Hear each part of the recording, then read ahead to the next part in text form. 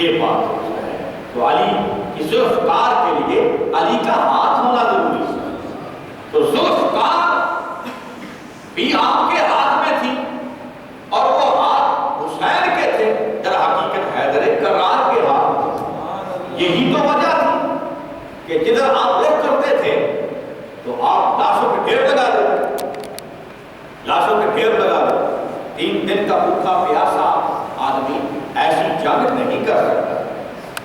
اور وہ لوگ جو کہتے ہیں جی ایک ادھر سے ایک ادھر سے، جتنے آپ کے اصحاب تھے 72 میں سے چلو 70 لا لو یا 60 لگا لو، 10 تو 10-15 تو ویسے ہی آپ کے 2 تو شیر خان بچے ہی سمجھو، تو بالکل بچے ہی 4-5 کو بچے ہی بن جاتے ہیں. شیر خان علی اصغر ہے اور پھر 6 سال کے اور ہیں، 8 سال کے محمد ہیں اور قاسم 13 سال کے، ٹھیک ہے، اور علی اکبر 18 سال کے.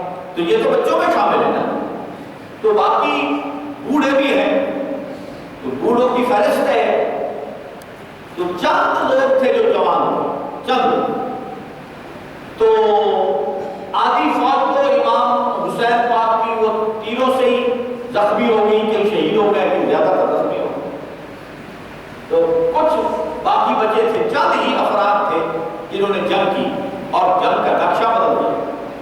چند افراد نے، اور ایک نے سینکڑوں لوگوں کو قتل کیا، سینکڑوں لوگوں کو. اور اگر ایمان پاک اپنے کسی ایک بھی صحابی کو جنگ کی اجازت دے دیتے تو وہ ایک ہی کافی تھا. اگر مولا حسین علیہ السلام نے تو جنگ کے لیے اجازت ہی نہیں دی. جس کو بھی اجازت دی آپ نے مرنے کے لیے اجازت، جس کو اجازت دی موت کی اجازت، شہادت کی اجازت، تو آپ نے تو جس کو بھی اجازت دی ہے شہید ہونے کے لیے تو سب شہید ہوئے. خود چونکہ آپ شہادت پانا چاہتے تھے اس لیے جنگ تو آپ چاہتے ہی نہیں. اگر جنگ چاہتے تو جنگ کا ایک سور ہوتا ہے، وہ بجایا جاتا ہے تو جنگ بند ہو جاتی ہے.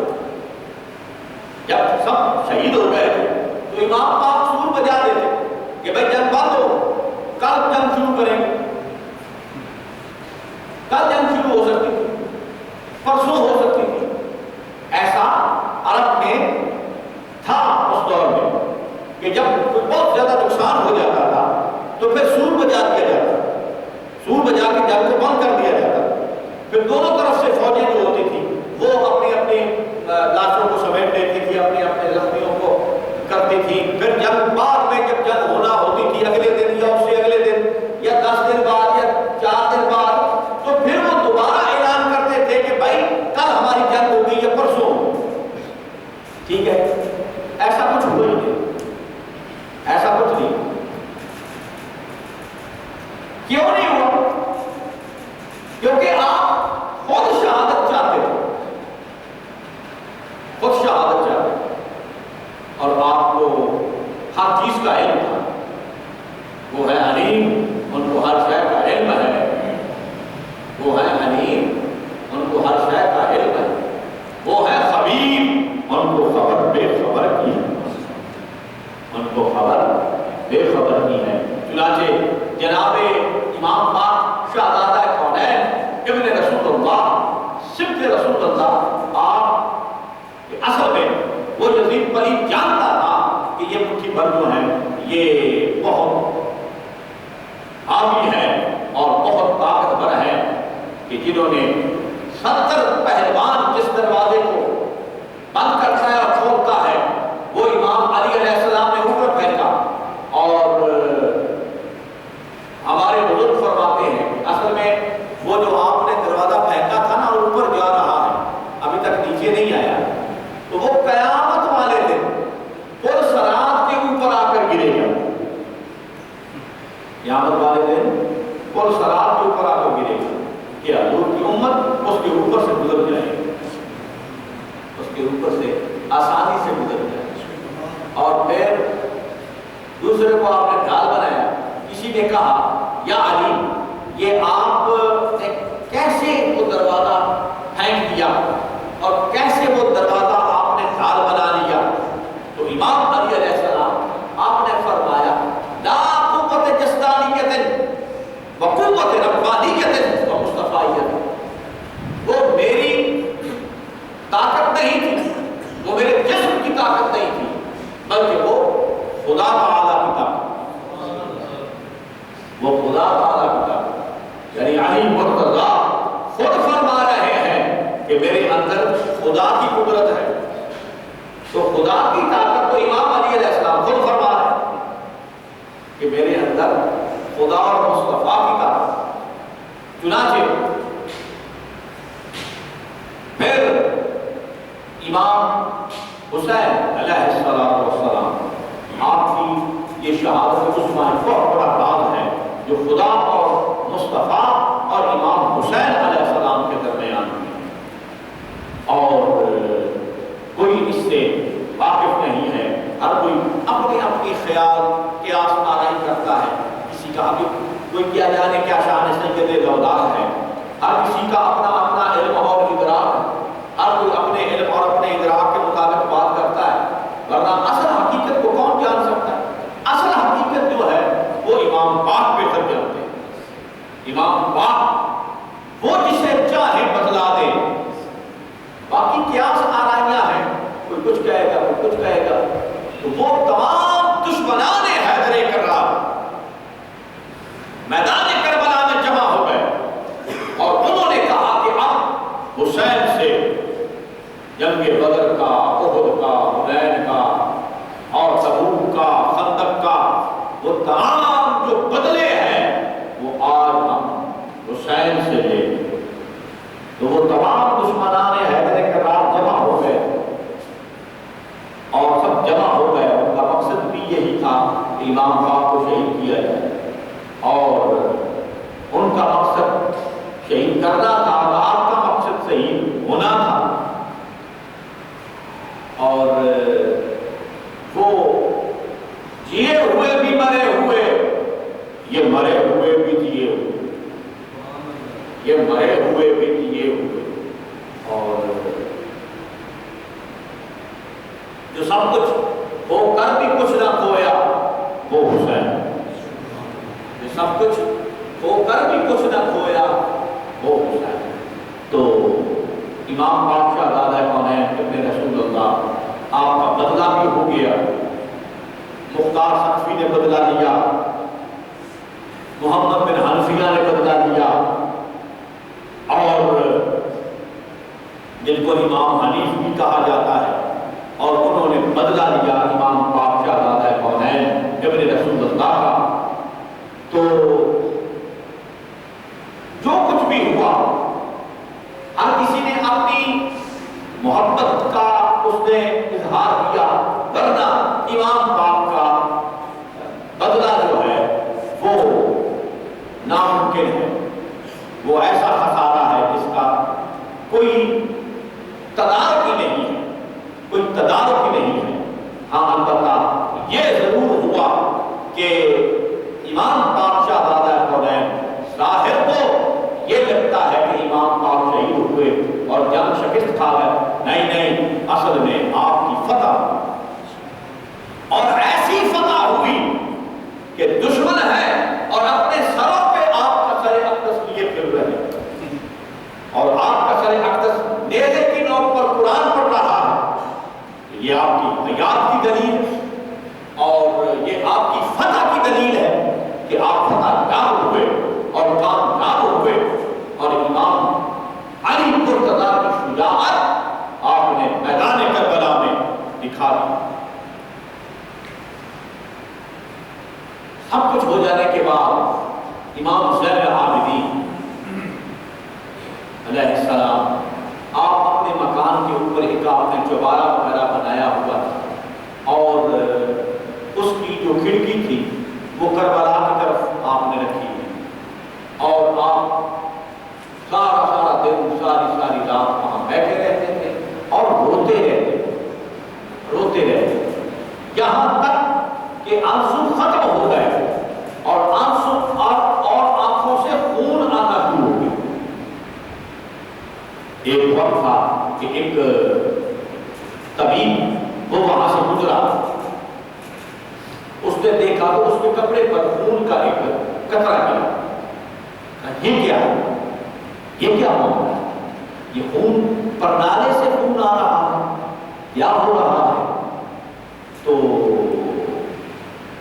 کسی نے کہا کہ یہ امام زین العابدین ہیں، وہ روتے ہیں اور رو کے پانی ختم ہو گیا اور آنسوؤں میں خون آتا۔ اس نے کہا اچھا میں ان کا علاج کرتا ہوں۔ وہ آ گیا، اس نے کہا کہ میں آپ کا علاج کرنے آیا۔ آپ نے فرمایا میرا علاج حکیم صاحب مجھے معلوم ہے۔ اس نے کہا یا حضرت تو پھر آپ کرتے کیوں نہیں؟ آپ نے فرمایا اصل میں بات یہ ہے، کیا تم مجھے میرے باپ کو اس مدینہ کی گلیوں میں چلتا پھرتا دکھا سکتے؟ کہ یہ تو ناممکن ہے۔ تو فرمایا پھر میرا علاج ناممکن ہے۔ تو امام زین العابدین آپ نے کئی حج فرمائے اور آپ پیدل آپ نے کئی حج فرمائے۔ امام بادشاہ زادہ کونین نے بھی 20 یا 25 حج فرمائے تھے پیدل۔ امام بادشاہ زادہ کونین ابن رسول اللہ آپ نے کئی حج فرمائے، اور حج کے دوران امام زین العابدین جب امام سجاد کو کہتے ہیں، اور وہ جب پہنچے بڑا ہجوم تھا، ایک بادشاہ تھا وہ بھی وہاں کھڑا تھا، وہ دیکھ رہا تھا کہ وہ ایک بار گیا حجر اسود کو بوسہ دینے کے لیے، پیچھے دھکیل دیا گیا، پھر گیا پیچھے دھکیل دیا گیا، تیسری بار گیا پھر دھکیل دیا گیا، اتنا راستہ قریب کو نہیں جانے دے رہا۔ مگر جب امام زین العابدین آئے تو راستہ چھٹ گیا، کوئی ادھر ہو گیا کوئی ادھر ہو گیا، اور امام زین العابدین وہ بڑی عزت اور احترام اور تقریب کے ساتھ لے کر گئے، اور آپ آگے بڑھے، گویا کہ حجر اسود خود آپ کا مشتاق تھا۔ آپ پہنچے تو آپ نے حجر اسود کو بوسہ دیا۔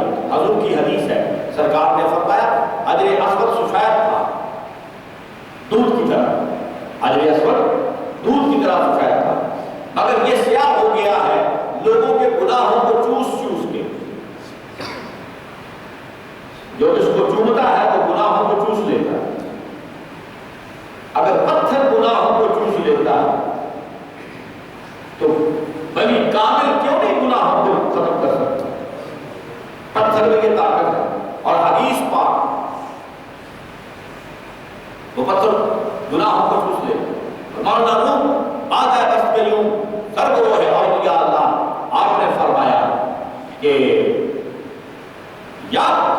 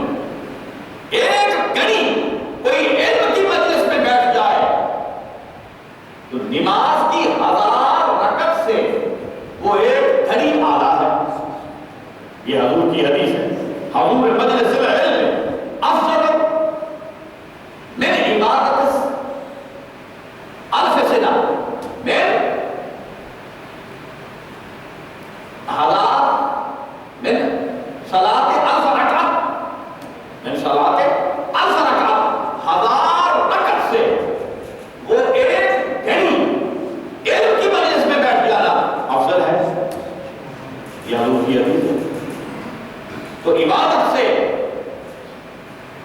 ریاضت سے، زہد سے، جہد سے، اولیاء اللہ کی صحبت، سنگت، اس کی مجلس، اس کی زیارت، اس کا دیدار افضل و اعلیٰ ہے۔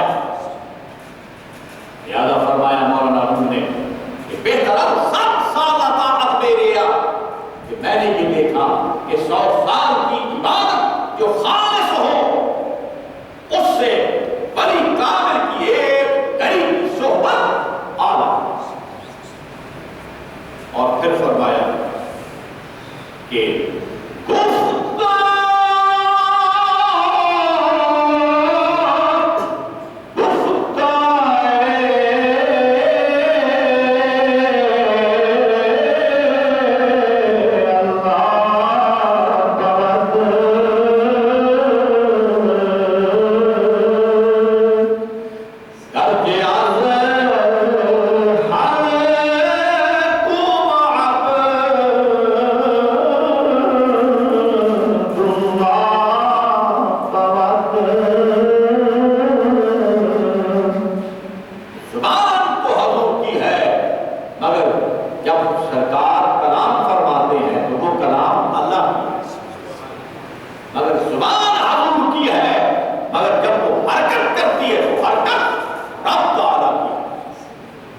جب حرکت خدا کی ہے تو پھر اس کا مطلب زبان بھی خدا کی ہے۔ جب حرکت خدا کی ہے تو پھر یہ کیسے ہو سکتا ہے کہ وہ زبان حضور کی ہو؟ نہیں، زبان بھی خدا تعالیٰ کی۔ سرکار دو عالم صلی اللہ علیہ وسلم حضور نے ارشاد فرمایا کہ ان اللہ یکتب علی لسان العمر، بے شک اللہ عمر کی زبان پر بولتا ہے، بے شک اللہ عمر کی زبان پر بولتا ہے۔ تو جب عمر فاروق کی زبان پہ اللہ بول سکتا ہے تو حضور کی زبان الفشا اللہ کی زبان کیوں نہیں ہو سکتی؟ حضور کی زبان الفشا رب تعالیٰ کی زبان ہے، حضور کا کلام خدا کا کلام ہے، حضور رسول پاک صاحب الاولاد صلی اللہ علیہ وسلم کا بولنا خدا کا بولنا ہے۔ چنانچہ سرکار نے ارشاد فرمایا کہ وہ جو عقل اسود ہے اس کو چومنے سے سارے گناہ ختم ہو جاتے ہیں، وہ گناہوں کو چوس لیتا ہے۔ حجر اسود میں یہ طاقت ہے، اس پتھر میں یہ طاقت ہے، اس پتھر کی حیات ثابت ہوئی کہ وہ زندہ ہے۔ دوسرا وہ دیکھ رہا ہے، تیسرا اس کو علم غیب ہے کہ وہ جانتا ہے کہ اس کے گناہ کتنے ہیں، چوتھا اس کو قدرت حاصل ہے، اس میں یہ قدرت ہے کہ گناہوں کو چوس لیتا ہے۔ حجر اسود میں جو کمالات ہیں نا وہی نہیں ختم ہوتے اگر بیان کیے جائیں۔ وہ دیکھ بھی رہا ہے، سب سے پہلے وہ زندہ ہے، دوسرا وہ دیکھ بھی رہا ہے، تیسرا وہ سن بھی رہا ہے، حالانکہ اس کے کان نہیں، وہ دیکھتا ہے مگر اس کی آنکھ نہیں، وہ قدرت رکھتا ہے مگر قدرت دکھائی نہیں دیتی۔ ٹھیک ہے، تو وہ اتنی طاقتیں رکھتا ہے اور پھر خانہ کعبہ کے اندر نصب ہے اور سارا جہان اسے سجدے کر رہا ہے۔ کتنا شرف حاصل ہے، اور وہ ایک پتھر ہے جس کو یہ شرف حاصل ہے کہ انبیاء نے بھی اس کو چوما، مرسلین نے چوما، خود سید المرسلین نے چوما، صلی اللہ علیہ وسلم، اماموں نے چوما۔ ایسا اس کو کیا شرف حاصل ہے جس کے قدموں پر جبریل بوسہ دے، وہ محبوب جسے بوسہ دے، کیا شرف! تو یہ شرف، یہ عظمت، یہ رفعت اس پتھر کو حاصل ہے جو رسول پاک صاحب لولاک نے جس پتھر کو یہ شرف عطا کیا۔ آدم علیہ السلام کو پتھر لے کر آئے تھے جنت سے، حجر اسود وہ پتھر آدم علیہ السلام جنت سے لے کر آئے،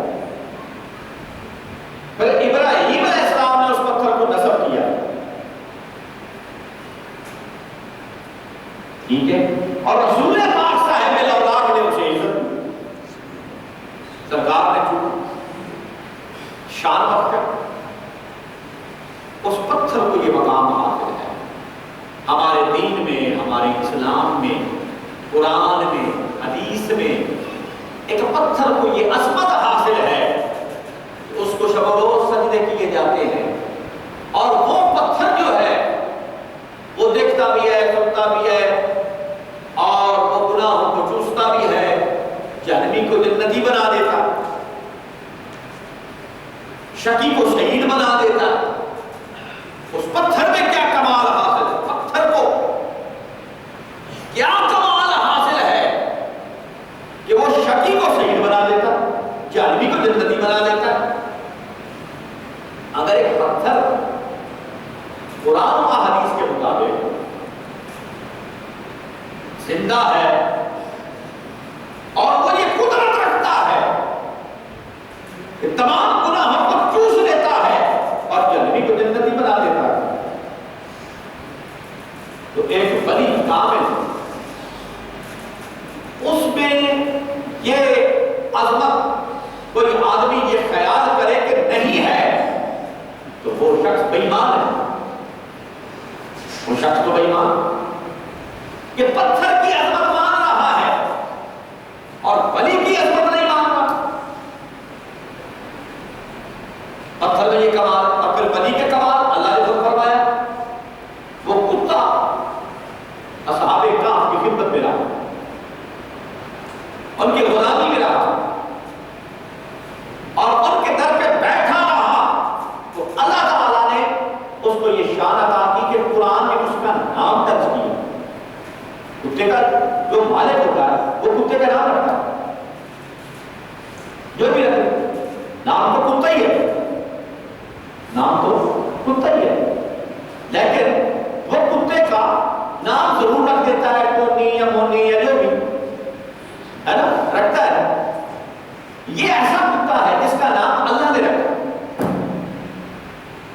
اللہ، اور اس کا نام رکھا کتمیر۔ اور ایک اور بھی مزے کی بات ہے، کوئی بھی کتا ہو، کوئی بھی خونخوار اور کتا جو ہے وہ کاٹنے والا ہو اور قابلہ ہو، جو بھی ہو، آپ کے سامنے آ جائے، خدا نہ خواستہ اللہ کرے نہ آئے، اگر آ جائے بالفرض تو آپ نے نا پتہ کیا کہنا ہے، یا کتبین یا کتبین یا کتبین یا کتبین، وہ کتا بھاگ جائے، پکی بات، پکی۔ کیوں جی؟ اب سارے جہان میں جتنے بھی کتے ہیں اللہ کے ہیں، ہے نا؟ تو وہ کتے جو ہے اللہ نے کسی کتے کا نام نہیں رکھا، اس کتے میں کیا کمال ہے کہ اللہ نے اس کا نام رکھا، اور پھر قرآن میں درج فرمایا کہ اس کتے کا نام کتمیر تھا، جو میرے ولیوں کے آستانوں پہ بیٹھا رہا کرتا، اس کے در پہ ان کا پہرا دیتا رہا، اس کا نام کتمیر، ان کے در پہ پہرا دیتا رہا، اس کتے کا نام۔ پھر اللہ نے فرمایا ذراع بالوسیل کہ وہ اپنے ہاتھوں کو پھیلا کر بیٹھا ہوا تھا۔ واہ بھائی واہ، اللہ نے کسی اور ہستی کی یہ کیفیت نہیں بیان کی کہ وہ کیسے بیٹھتا ہے، کیسے بیٹھتا ہے، اللہ نے کیفیت نہیں بیان کی، کسی بندے کی کیفیت بیان نہیں کی، اس کتے کی کیفیت بیان کی کہ وہ ایسے بیٹھا ہوا تھا۔ کیوں؟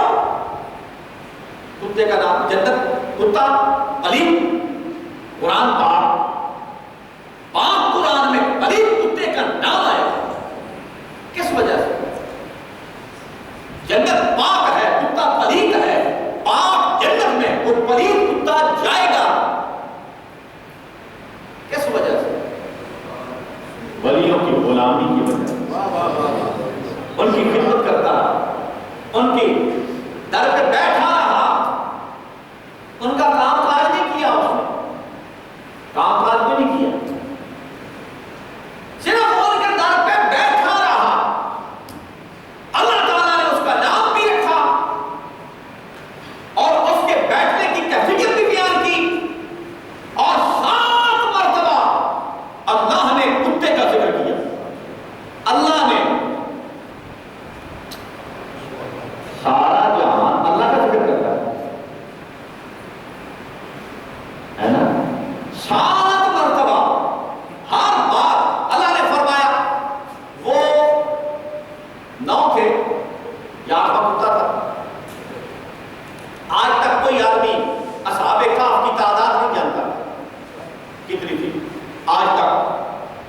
کسی مفسر نے، کسی محدث نے اصحاب کہف کی تعداد کتنی تھی شک میں بیان کی ہے، پکی بیان نہیں،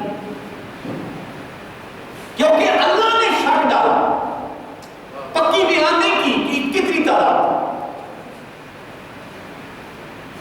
9 تھے یا 8واں کتا تھا، اللہ نے فرمایا 8 تھے یا 7واں کتا تھا، وہ 7 تھے یا 6واں کتا تھا، اللہ کو پتا نہیں تھا کہ وہ کتنے تھے؟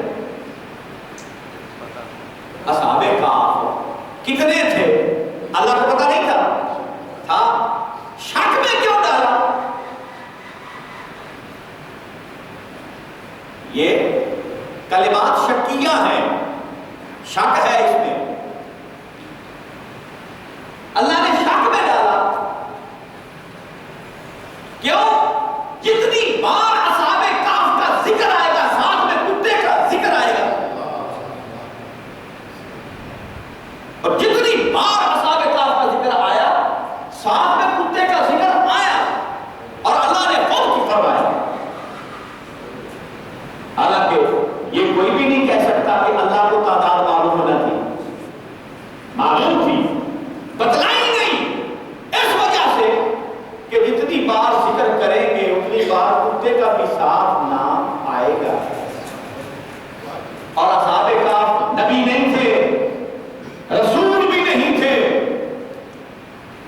بنی اسرائیل میں سے تھے، موسیٰ علیہ السلام کی قوم میں سے تھے، موسیٰ علیہ السلام کو ماننے والے تھے، موسیٰ علیہ السلام کو ماننے والے کون ہوتے؟ یعنی موسیٰ علیہ السلام کی پیروی کرنے والے تھے، ان کی امت کے ولی تھے، رسول پاک کی امت کے ولی نہیں، موسیٰ علیہ السلام کی امت کے ولی، اور ان کے کتے کا اللہ نے ذکر کیا قرآن میں، اور وہ پاک جنت میں جائے گا پاک لوگوں کی صحبت کی وجہ سے، صحبت صالح و صالح ہونا، صحبت طالب و طالب ہونا، صحبت نیک لوگوں کی نیک کر دیتی ہے، صحبت بروں کی برا کر دیتی ہے، اور ہر بار کتے کا ذکر ہے۔ وہ نا میں نے اپنے والد پاک سے ایک سنا تھا، آپ لطیفہ ہی سمجھ لیں، اس میں سبق بھی ہے، اور میں بھول چکا تھا تو پچھلے جمعے والے دن کا ایک دوست نے یاد کروا دیا۔ میں نے اپنے والد پاک سے یہ سنا تھا، وہ ایک نا شخص تھا، وہ شیعہ تھا، اور ایک تھا وہابی دیوبندی، تو وہ جو وہابی تھا اس نے پوچھا شیعہ سے تمہارا نام کیا ہے؟ تو وہ جو شیعہ تھا نا اس نے خیال کیا کہ یہ ہے وہابی، تو اس کو چڑ ہے، امام حسین پاک سے چڑ ہے، لہذا بے ایمان ہے، لہذا میں نا اپنا نام کوئی ایسا لوں کہ اس کو نا یہ جل جائے۔ اس نے کہا میں قلب حسین، ایک ہوتا ہے قلب، وہ 2 نقطوں والا کاف، 2 نقطوں والا کاف، تو وہ نا لام اور بین، اس کا معنی ہے دل، اس کا معنی دل عربی لغت میں، اور ایک ہے کاف ڈنڈے والا، ڈنڈے والا کاف ہو اور لام ہو اور آگے بے ہو، اس کا معنی ہے کتا، اس کا معنی کتا۔